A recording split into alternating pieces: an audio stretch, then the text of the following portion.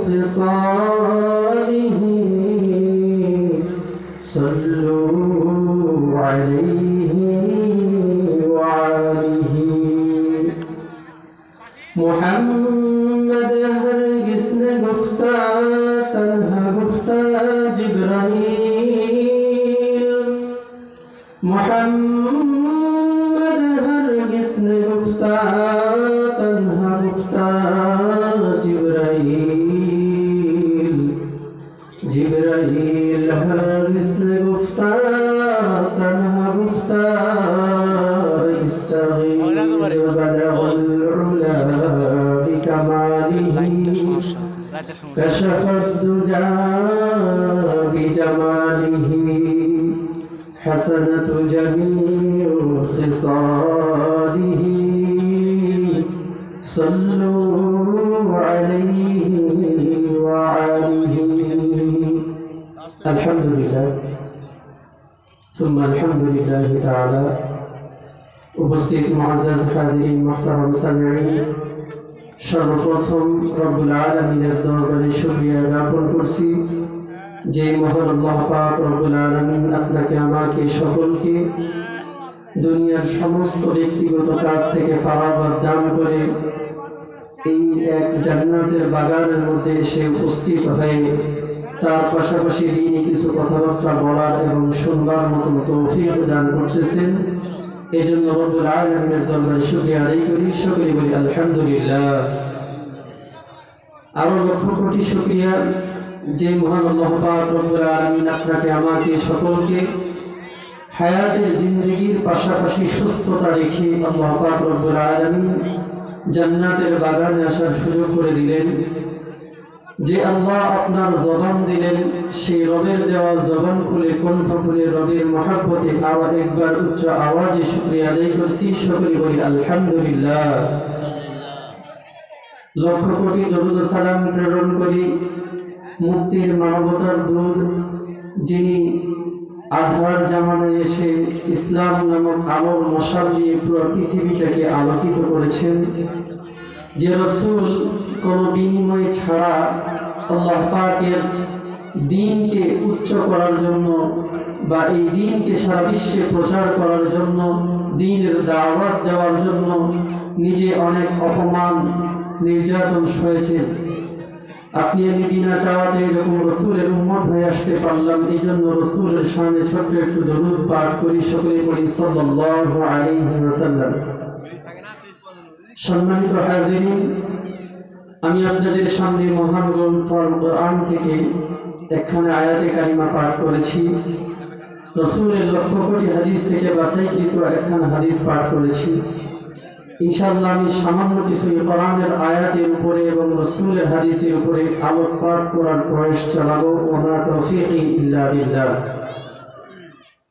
এর আগে আমি বিনীত অনুরোধ করতেছি এখন যারা আমরা এদিক সেদিক অযথা ঘোরাফেরা করতেছি বাজারে দোকানঘাটে বসে বসে আড্ডা দিতেছি আমরা অযথা সময়গুলোকে নষ্ট না করে এই মহতি মাহফিল জান্নাতের বাগান সামিয়ানার নিচে এসে বসে যাই সামিয়ানার নিচে এসে বসলে কি ফায়দা হবে দুনিয়ায় দেখা যায় কোনো এমপি মন্ত্রীর মজলিসের মধ্যে থাকলে মিটিং মিছিল শেষ হওয়ার পরে দেখা যায় বিরিয়ানির প্যাকেট পাওয়া যায় ঠিক কিনা আল্লাহ পাক রব্বুল আলামিনের যেখানে কথাবার্তা হইতেছে এখানে আল্লাহ তাআলা পুরস্কার দিবেন না এমন কি হতে পারে যে মন্ত্রীর মন্ত্রী আল্লাহ পাক রব্বুল আলামিন যে প্রেসিডেন্টের প্রেসিডেন্ট মহান আল্লাহ পাক রব্বুল আলামিন ওই আল্লাহর মজমার মধ্যে আপনারা আসবেন আর আল্লাহ পুরস্কার দিবেন না এমনটা কখনোই হতে পারে না ঠিক কি না আল্লাহ পাক রব্বুল আলামিন তার কোরআনে কারীমের মধ্যে বলতেছে الذين يستمعون القول فيتبعون احسنه যারা এরকম আমার মজমার মধ্যে যেখানে আমার কোরআনের আলোচনা হয় যেখানে আমাকে নিয়ে কথাবার্তা হয় যেখানে আমার রাসূলের রিসালাত আমি আল্লাহর তাওহীদের কথাবার্তা হয় এই মজমার মধ্যে যদি কেউ এসে শ্রবণ করে করার পরে ফায়াত্তাবিউনা আহসানা সেখান থেকে উত্তম উত্তম কথাবার্তাগুলোকে গ্রহণ করে অ্যাকসেপ্ট করে আমি আল্লাহ পাক রব্বুল আলামিন তার জন্য দুটি পুরস্কার দান করি জয় বলেন সুবহানাল্লাহ আল্লাহ পাক রব্বুল আলামিন বলতেছেন এক নম্বরে পুরস্কার উলাইকাল লাযীনা হাদাহুমুল্লাহ। আল্লাহ পাক রব্বুল আলামিন এক নম্বরে পুরস্কার দান করবেন, আল্লাহ তাআলা তার হেদায়েতকে বৃদ্ধি করে দিবেন। জোরে সুবহানাল্লাহ। যেই হেদায়েতের জন্য প্রায় 6 লক্ষ নবী এসেছেন, মতান্তরে আরো এতগুলো পয়গম্বর এত কষ্ট নির্যাতন সহ্য করেছেন শুধু হেদায়েতের পথে নিয়ে আসার জন্য। আর এই পুরস্কার আল্লাহ পাক রব্বুল আলামিন আপনাকে আমাকে দান করবে শুধু এই মাহফিলের সামিয়ানার মধ্যে বৈশা যদি আল্লাহর কথাগুলো শ্রবণ করেন, আল্লাহর কোরআনের কথা শ্রবণ করেন এবং ভালোগুলোকে গ্রহণ করেন, আল্লাহ তাআলা এই পুরস্কারটা আসানের সাথে দান করবে। সেটা হলো উলাইকাল লাযীনা হাদাহুমুল্লাহ। আল্লাহ তাআলা বলতেছে আমি আল্লাহ তাকে হেদায়েত দিব, হেদায়েত প্রাপ্ত করে দিব। জোরে বলেন সুবহানাল্লাহ। এক নম্বর পুরস্কার। দ্বিতীয় নম্বর পুরস্কার আল্লাহ পাক রব্বুল আলামিন বলতেছেন যেখানে আমার কোরআনের কথা হবে এখানে এসে তোমরা কষ্ট করে শীতের রজনীতে বাড়ি ঘর ছাইরা দুনিয়ার গল্প গুজব ছাইরা এসে বসে বসে কথা শুনবা, আর আমি আল্লাহ পুরস্কার দিব না, এরকমটা নয়। দ্বিতীয় নম্বরে পুরস্কার আল্লাহ পাক রব্বুল আলামিন বলতেছে উলাইকা হুম উলুল আলবাব। দুনিয়ার জমিনে একমাত্র তারাই হলো জ্ঞানী। জোরে বলেন সুবহানাল্লাহ। সম্মানিত হাজিরিন, আজকে আপনারা এই দক্ষিণ সুলতানপুর পুরাতন জামে মসজিদের উদ্যোগে ব্যাংকপাড়ার এর উদ্যোগে এই ওয়াজ মাহফিলে এসে আল্লাহর দ্বীনের কোরআনের কথা শুনে শ্রবণ করে আপনারা পরিচয় দিবেন আপনারা ব্যাংকপাড়ার মানুষেরা চালাক না বোকা। কেননা আল্লাহ বলতেছে উলাইকা হুম উলুল আলবাব। যারা এই কোরআনের মজমায় এসে কথা শ্রবণ করবে, ভালোগুলো গ্রহণ করবে, আল্লাহ বলতেছে এরাই হলো জ্ঞানী। জোরে বলেন সুবহানাল্লাহ। তো আপনারা ধৈর্য সহকারে শ্রবণ করে এর পরিচয় দিতে পারবেন তো ইনশাআল্লাহ? আল্লাহ সকলকে তৌফিক দান করুন। সকলে বলি আমিন। সম্মানিত হাজিরিন, আল্লাহ পাক রব্বুল আলামিন মানুষকে সৃষ্টির শুরু লগ্ন থেকে মানুষকে যে সৃষ্টি করলেন, এই মানুষের সৃষ্টির সূচনার পিছনে মূল বৈশিষ্ট্য উপাদান হলো, যে বৈশিষ্ট্য আছে এই বৈশিষ্ট্য হলো 7টি। জোরে বলেন কয়টি? 7টি। আল্লাহ পাক রব্বুল আলামিন সূরা মুমিনুনের মধ্যে বলতেছেন এক নম্বরে বৈশিষ্ট্য মানুষ আপনারা জানেন। আল্লাহ পাক রব্বুল আলামিন বলতেছে ওয়ালাকাদ খালাকনাল ইনসানা মিন সুলালাতিন মিন তিন। মানুষকে সৃষ্টির বৈশিষ্ট্যের মধ্যে থেকে প্রথম নাম্বার যে বৈশিষ্ট্য সেটা হলো আল্লাহ বলতেছে আমি আগে মাটির থেকে মানুষকে তৈরি করেছি।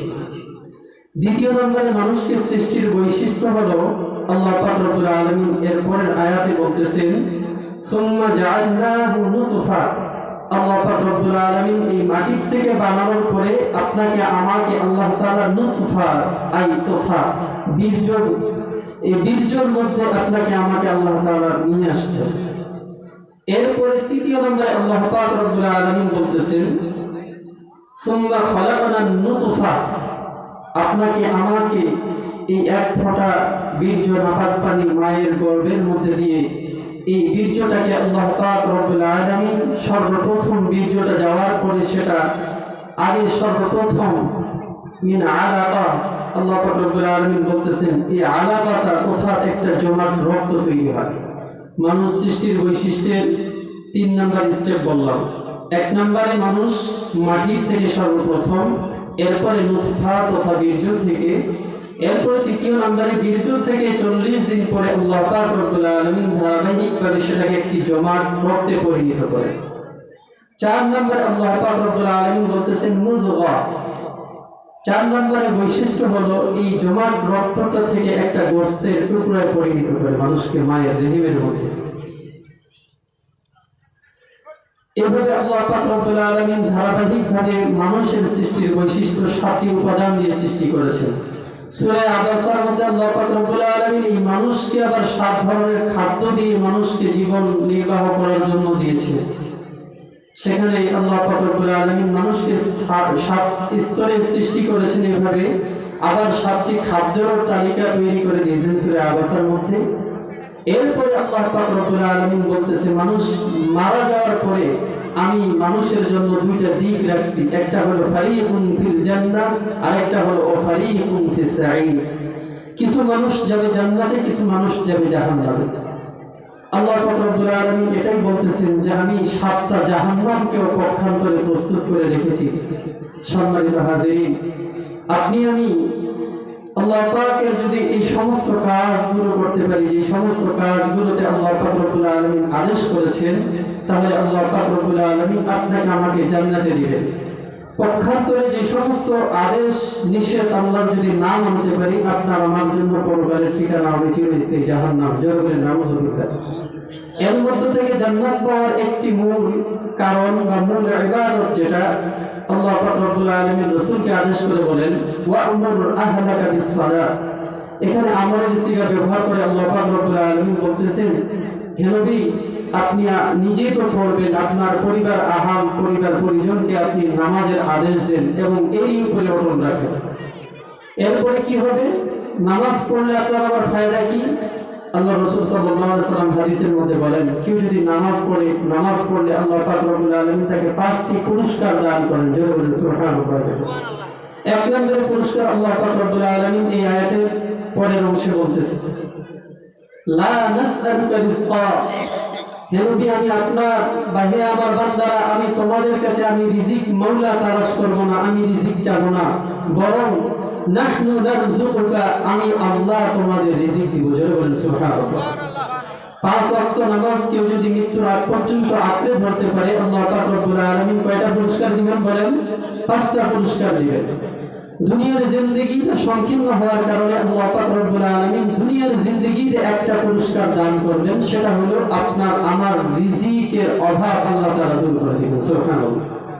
বাকি পরকালের স্টেপটা, পরকালের জামানাটা অনেক দীর্ঘ লম্বা হওয়ার কারণে বাকি 4টা পুরস্কার আল্লাহ তাআলা পরকালে দিবেন। দুনিয়ার জমিনে এই নামাজ পড়লে আপনার আমার ফায়দা, 5টি পুরস্কার পাইলাম। এরপরে এই নামাজ পড়লে যে আল্লাহ পাক রব্বুল আলামিন বলতেছে নাহনু নারযুকুকা, আমি আল্লাহ তোমাকে রিজিক দিব। এখানে মনে করি আমরা রিজিক বলতে মনে হয় শুধু খাদ্যই বুঝি।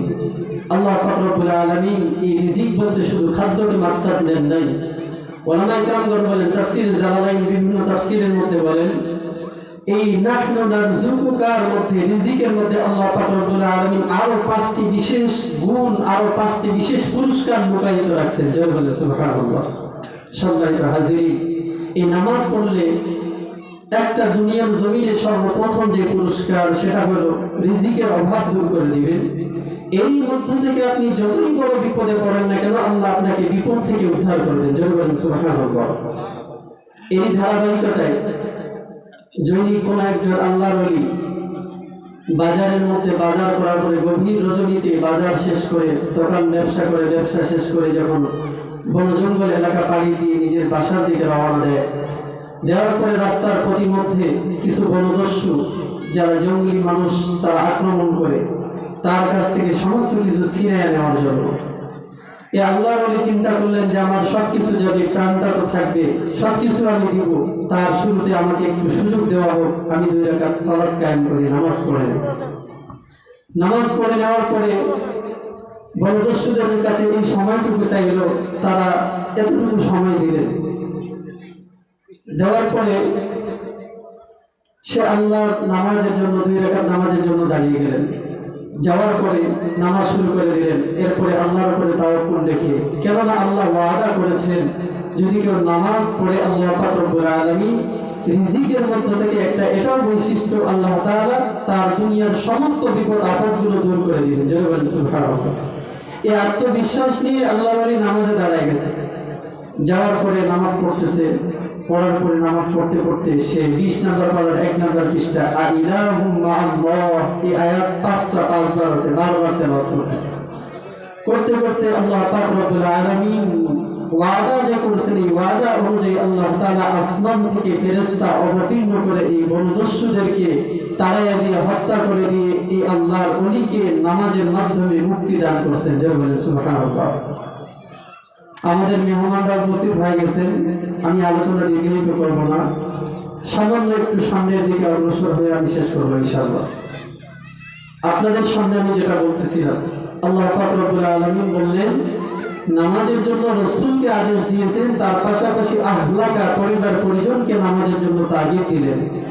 আপনি আমি অযথা বসে থেকে নামাজকে ছেড়ে দিই, এই নামাজ পড়লে আল্লাহ তাআলা যে পুরস্কার দিবেন আল্লাহ রাসূল হাদিসের মধ্যে বলেন, তার মধ্য থেকে আল্লাহ তাআলা পরের আয়াতের শেষের দিকে বলতেছে, নাহনু নারযুকুকা, আমি আল্লাহ তোমাদেরকে রিজিক দেব। আই তথা আল্লাহ পাক রব্বুল আলামিন দুনিয়ার জমিনে রিজিকের অভাব দূর করে দিবেন। সুবহানাল্লাহ। এরপরে দ্বিতীয় নম্বর, পরকালের লম্বা জিন্দেগি। কোরআনের দুই জায়গায় দুই রকম আসছে। দুনিয়ার যে জিন্দেগিটা দেখতেছি আপনার আমার গণনা অনুযায়ী বয়স যাইতেছে, কোরআনে আল্লাহ তাআলা এক জায়গায় বলে আলফা সানা, অর্থাৎ দুনিয়ার এই গণনা অনুযায়ী 1000 বছর সমান সমান আখিরাতে একদিন।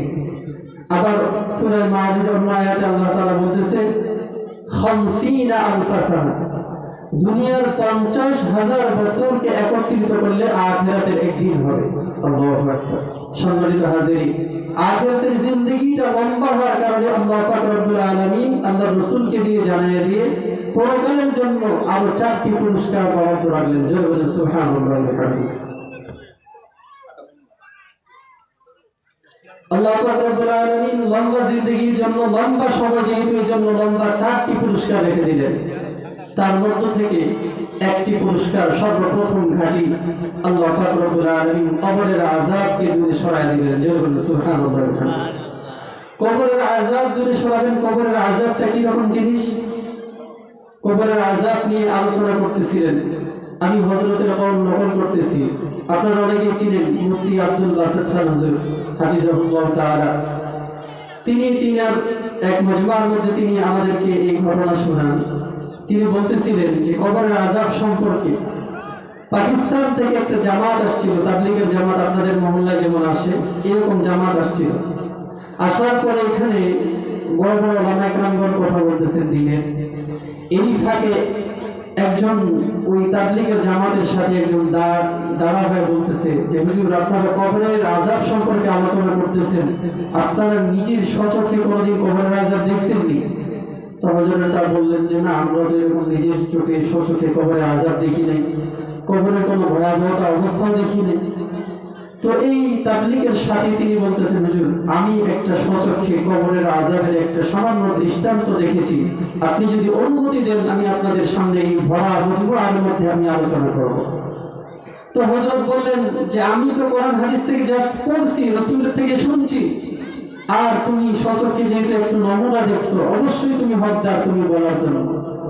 তো এবার তিনাকে বললেন, তিনি আসার পূর্বে বললেন যে হুজুর, তার আগে আমার 2 পায়ের অবস্থা সম্পর্কে একটু দেখে নেন।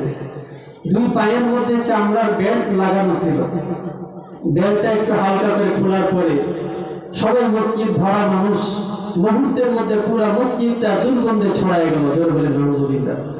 সামান্য বেল্টটা শুধু খুলছে, একটু ফাঁকা করছে, পাটা হাঁটুর থেকে তালু পর্যন্ত পাটা পুরো জ্বলে গেছে। এখান থেকে পচা দুর্গন্ধ, এত নিকৃষ্ট গন্ধ, মুহূর্তের মধ্যে সব মানুষগুলো বলতেছে তাড়াতাড়ি বন্ধ করেন আপনি, এত দুর্গন্ধ। তো বলতেছেন আপনারা দুর্গন্ধটা দেখলেন, এবার আমি আসল রহস্যে ফিরে আসি।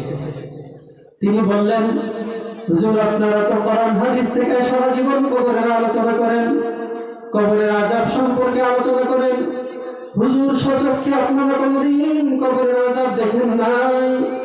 কিন্তু আমি পাকিস্তানের একজন সাধারণ সেনা কর্মকর্তা ছিলাম, এখন রিটায়ার করছি, আমি সেনা সদস্য, আমি কবরের আযাব থেকে সামান্য কিছু নমুনা নিজের স্বচক্ষে দেখেছি। এবার তিনি বললেন হুজুর, আমি পাকিস্তানের বর্ডারে যখন এমন এক জায়গায় আমার ডিউটি পড়ল, আমি গভীর রজনীতে ডিউটি করতেছিলাম।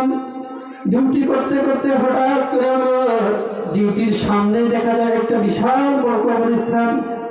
কবরস্থানের পাশে আমার ডিউটি পড়ে। আমি আমার কাছে রাইফেলকে নিয়ে, এক হাতে টর্চ লাইটকে নিয়ে ডিউটি করতেছি দাঁড়ায় দাঁড়ায়। কিছু সামনে দূরে আমার বন্ধুরা আমার সাথে ডিউটি করতেছে। এমন তো অবস্থায় হঠাৎ করে রাত যখন গভীর হয়ে গেল, আমি হঠাৎ করে কবরের ওই সাইড থেকে কেমন যেন হাত চিবানো কর্মর আওয়াজ পেয়েছি। তিনি বলতেছেন হুজুর, আমি জীবনে এমন কোন ভয়ঙ্কর আওয়াজ শুনি নাই, যেমন আওয়াজ ওই কবরের সাইড থেকে আসতেছিল। হঠাৎ করে অন্তরে ভয় ঢুকে গেল। আমি আমার হাতের টর্চ লাইট নিয়ে যখন কবরের দিকে লাইট মারলাম, লাইট দিয়ে আলো দেওয়ার পরে কোনো কিছু দেখি না। পরে এক পর্যায়ে চিন্তা করলাম, এটা মনে হয় কোন দুশ্মন, কোন শত্রুরা বর্ডার ক্রস করে আসার জন্য মনে হয় আওয়াজ করতেছে। এমন তো অবস্থায় আমি হাঁটি হাঁটি পা পা করে ওই কবরের দিকে অগ্রসর হলাম। এমন তো অবস্থায় কবরের কাছাকাছি যাওয়ার পরে আমার পায়ের শব্দের আওয়াজে আবার আওয়াজটা নিস্তব্ধ হয়ে যায়। হুজুর, আমি একটু পরে আবার ভালো করে পিছনের দিকে ফিরে আসলাম। আসার পরে দেখি আবার ওই মাটির ভিতর থেকে কড়মড় কড়মড় করে হাড় চাবানোর আওয়াজ আসে। ভয়ঙ্কর আওয়াজ শুনে আমি আবারও সামনের দিকে অগ্রসর হলাম। এবার যাই দেখি আশেপাশে কোনো মানুষ নাই, কোনো পশু প্রাণী কিছু নাই, শুধু কবর, ভাঙা ভাঙা কিছু কবর পড়ে দিয়েছে। এই কবরের দিকে, একটা ভাঙা কবরের দিকে আমি যখন লাইটটা মারলাম, মারার পরে ওই কবর থেকে দেখি মানুষের কষ্ট চামড়া খসে গেছে, মানুষের শুধু হাড় গুলো বাকি রয়েছে, মরা দেহটা কবরের মধ্যে পড়ে রয়েছে। এমন তো অবস্থায় লাইটটা যখনই আমার লাইটের আলোয় কবরের ভিতর গেল, যাওয়ার পরে দেখি সেখানে একটা ইঁদুরের থেকে একটু বড়, বিড়ালের থেকে একটু ছোট, এমন মধ্যবিত্ত এক ভয়ঙ্কর প্রাণী, লাল চক্ষু, লাল বর্ণের চক্ষু কইরা ওই মানুষের হাড়গুলো চাবাইতেছে। এমন তো অবস্থা আমি মনে করলাম এটা সামান্য কোন প্রাণী হইতে পারে, যার দরুন আমার কাছে রাইফেল থেকে আমি রাইফেলটা তাক করে তার দিকে এটা করলাম। ওই আস্তে আস্তে ওই প্রাণীটা ভয়ঙ্কর লাল চক্ষু কইরা আমার দিকে তেড়ে আসতে শুরু করলো। কবরটার থেকে বাইরে হয়ে মনে হয় আমাকে আক্রমণ করবে, এরকম আক্রমণ করার উপক্রম যখন হয়ে গেল, আমি নিজের প্রাণ বাঁচানোর ভয়ে সামনের দিকে দৌড়াতে শুরু করলাম। কিছু দূর যাওয়ার পরে আবার পিছনের দিকে দেখি প্রাণীটা আবার কেমন যেন হা করে আমার দিকে চাইছে। এমন তো অবস্থায় আমি নিজের প্রাণটা বাঁচানোর জন্য সামনে একটা কূপের মতো পানি ছিল, এক হাঁটু পরিমাণে পানি ছিল। এই পানির মধ্যে আমি আশ্রয় গ্রহণ করলাম। ভাবলাম প্রাণীটা মনে হয় পানির মধ্যে আসবে না, এই জন্য আমি এক হাঁটু পরিমাণ পানিতে গিয়ে আশ্রয় গ্রহণ করলাম। কিছুক্ষণ পরে দেখি প্রাণীটা হাঁটি হাঁটি পা পা করে আমার দিকে আসলো। আসার পরে আমার পানিতে আর নামলো না, শুধুমাত্র কেবলমাত্র ওই প্রাণীটা তার লাল চক্ষু বর্ণের বের করে, তার মুখ থেকে জিহ্বা, লাল টসটসা একটা জিহ্বা বের করে ওই পানির মধ্যে সামান্য জিহ্বাটা লাগার দরুন মুহূর্তের মধ্যে কেমন যেন পানিগুলো ভাত সিদ্ধ হওয়ার মতো টকবক টকবক করা শুরু করে দিল। আল্লাহু আকবার। মুহূর্তের মধ্যে আমি দেখলাম পানিগুলো টকবক করা শুরু করে দিল। আমি এক হাঁটু পরিমাণ পানিতে ছিলাম, মুহূর্তের মধ্যে আমার হাঁটুর চামড়াগুলো ঝলসে গেল। আমি নিজের প্রাণ বাঁচানোর জন্য চিৎকার দিয়ে পাশে পাহাড়ের মধ্যে পড়ে গেলাম। আমার পাশে আমার কলিগরা যারা ছিল তারা আমার আওয়াজ শুনে দ্রুত বেগে ছুটে আসলো।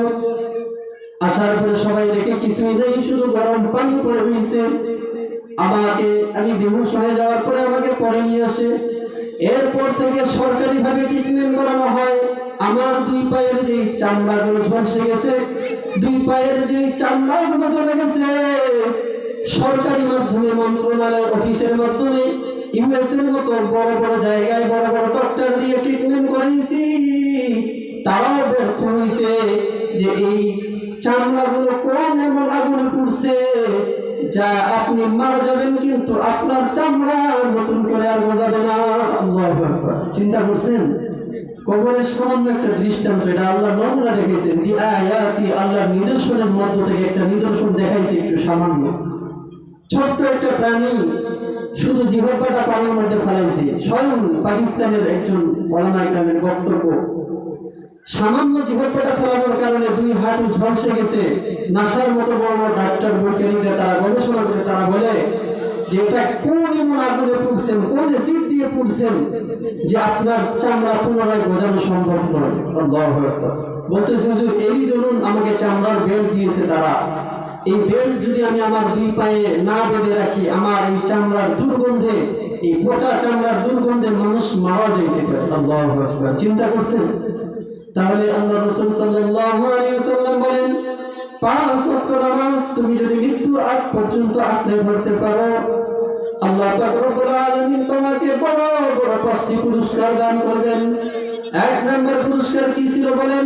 আল্লাহ তাআলা এর শেষের দিকে বলেন, লা নাসআলুকা রিজকা, হে নবী আমি আপনার কাছে রিজিক চাবো না, আমি আল্লাহ আপনার কাছে রিজিক নেওয়ার মুহতাজ নই।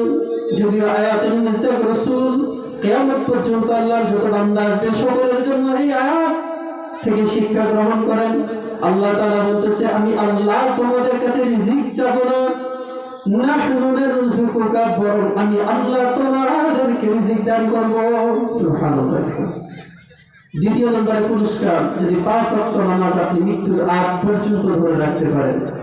দ্বিতীয় নম্বর পুরস্কার, এই কবরের যে ভয়াবহ আযাব হবে আল্লাহ পাক রব্বুল আলামিন এই আযাব থেকে আপনাকে আমাকে নাজাত দান করবে। জোরে বলেন সুবহানাল্লাহ।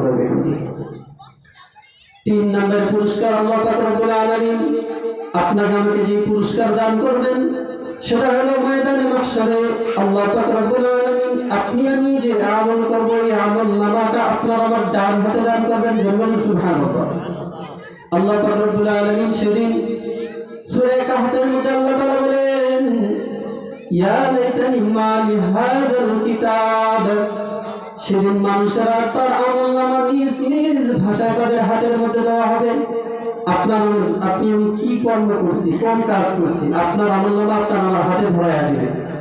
ধরায়া দেওয়ার পরে মানুষেরা বলবে, মালি হাযাল কিতাব, এটা এমন কোন কিতাব, লা ইউগাদিরু সগীরাতান ওয়ালা কাবীরা, যে কিতাবের মধ্যে আমি ছোট্ট ভুল করছি সেটাও আল্লাহ লিপিবদ্ধ করছে, আমি বড় অপরাধ করছি আল্লাহ সেটাও লিপিবদ্ধ করছেন, আমি সামান্যতম ভুল করছি যেটাকে গুনাহকে গুনাহ মনে করি নাই, আজকে আল্লাহ সেটাও এখানে লিখে দিয়েছেন। এই আমলনামা পাওয়ার পরে মানুষ তো হতভম্ব হয়ে থাকবে, তারা বলতে বাধ্য, মালি হাযাল কিতাব, এটা এমন কেমন কিতাব, লা ইউগাদিরু সগীরাতান ওয়ালা কাবীরা, যেখানে ছোট চাইতে ছোট নেক আমলগুলো লেখা হবে, বড় থেকে বড় গুনাহ, বড় থেকে বড় আমল সব লিপিবদ্ধ করা হবে। সেদিন আপনার আমার আমলনামা আল্লাহ পাক রব্বুল আলামিন যদি নামাজকে মৃত্যুর আগ পর্যন্ত ধরে রাখতে পারি, মাটির দাঁত দিয়ে আঁকড়ে ধরতে পারি, তাহলে আল্লাহ তাআলা সেদিন ময়দানে মাহশারের মধ্যে আপনার আমার আমলনামাটা ডানাতে দিবে। জয় বলে সুবহানাল্লাহ। 3 নম্বরের পুরস্কার, 4 নম্বরের পুরস্কার আল্লাহ পাক রব্বুল আলামিন আপনার আমার জন্য দান করবেন, যেটা ফুলসিরাত পার হইতে পারলে জান্নাত। কিতাবের মধ্যে লিখেন মুসান্নিফ রাহিমাহুল্লাহ তাআলা, যেটা এত চিকন হবে আপনারা জানেন, যে চিকন ব্রিজ দিয়ে কোনোদিন পার হওয়া সম্ভব নয়। তার পাশাপাশি আবার এত ভাগ হবে, যারা গুনাহগার, যারা বদকার হবে, তারা গুনাহের দরুন সেখান থেকে কেটে কেটে ওই জাহান্নামের মধ্যে পড়বে। যারা বলে নাউযুবিল্লাহ। আর যদি আপনি আমি মাটির দাঁত দিয়ে 5 ওয়াক্ত নামাজকে আঁকড়ে ধরতে পারি, আল্লাহ পাক রব্বুল আলামিন সেদিন সুইচ টিপলেই যেমন বাতিটা জ্বলে, এর চাইতে দ্রুত বেগে আল্লাহ তাআলা এই ফুলসিরাতের রাস্তাটা পার করায় দেবেন। সুবহানাল্লাহ। এরপরে 5 নম্বরের পুরস্কার আল্লাহ পাক রব্বুল আলামিন নামাজীদের জন্য যা রেখেছেন সেটা হলো, আল্লাহ পাক রব্বুল আলামিন মরতে দেরি হলো আল্লাহ তাআলা আপনাকে আমাকে জান্নাত দিতে দেরি করবেন না। সুবহানাল্লাহ। আপনি আমি যদি নামাজকে আঁকড়ে ধরতে পারি, 5 নম্বর পুরস্কার আল্লাহ পাক রব্বুল আলামিন আপনাকে আমাকে মৃত্যুর পরে জান্নাত দিবে। জোরে বলেন না সুবহানাল্লাহ। যেখানে আপনি আমি যা চাইবো সবই পাবো, এই জান্নাত যদি পাই আর কি লাগে বলেন? জান্নাত পাওয়ার একটা মাধ্যম দেখতেছি, নামাজকে পড়ে। এখন বলবেন হুজুর নামাজ পড়লে হবে না, বাকি তো আকাম মুকাম সব করে নেন, তাহলে কি নামাজ পড়লে জান্নাত পাবো নি? আল্লাহ আয়াতে বলতেছেন, ইন্নাস সালাতা তানহা আনিল ফাহশাই ওয়াল মুনকার, তুমি যদি নামাজটাকে আঁকড়ে ধরে রাখতে পারো, এই নামাজ তোমাকে দুনিয়ার সমস্ত ফাহিশার কাছ থেকে ফিরাবে। জোরে বলুন সুবহানাল্লাহ। নামাজটাকে আগে শক্ত করে ধরেন, নামাজটাকে ধরতে পারলে দুনিয়ার সমস্ত ফাহিশার কাছ থেকে অটোমেটিক্যালি ধীরে ধীরে আপনি আমি কেটে পড়বো। আর যদি গুনার কাজ না ছাড়তে পারি তাহলে মনে করবেন এখনো নামাজ কবুল হয় না। সম্মানিত হাজিরিন, এই একটা আমলের কথা বলে গেলাম। আজকের থেকে আমরা এই 5 ওয়াক্ত নামাজ আঁকড়ে ধরতে পারবো তো ইনশাআল্লাহ? মৃত্যুর আগ পর্যন্ত এই 5 ওয়াক্ত নামাজ আঁকড়ে ধরে এই 5টা পুরস্কার নিতে পারবো তো ইনশাআল্লাহ? আল্লাহ সকলকে তৌফিক দান করুন, সকলে বলে আমিন। মেহমান এসে গেছেন, আমি আপনাদের এলাকার কৃতি সন্তান এমদাদুল্লাহ রুবেল, আমি তার বন্ধু। আমি দিনাজপুর থেকে আসছি। গত 2 দিন আগে তার আব্বা ইন্তেকাল করেছেন। নেক্সট সন্তান হিসেবে পরিচয় দিয়েছেন যে মাহফিলের এরকম আয়োজন আপনাদের সহযোগিতায় করেছেন, আলহামদুলিল্লাহ। আমি যারা মেহমান আছে আমি তিনাদেরকে আকুল আবেদন করব তার আব্বার জন্য এবং এলাকার সবার জন্য যেন আকুল একটা প্রাণ খুলে যেন দোয়া করে। সে সাথে আমিও দোয়া করবো আপনাদের জন্য, আপনারাও আমার জন্য দোয়া করবেন। আপনারা সকলে ভালো থাকবেন, আমার জন্য দোয়া রাখবেন। আসসালামু আলাইকুম ওয়া রাহমাতুল্লাহ।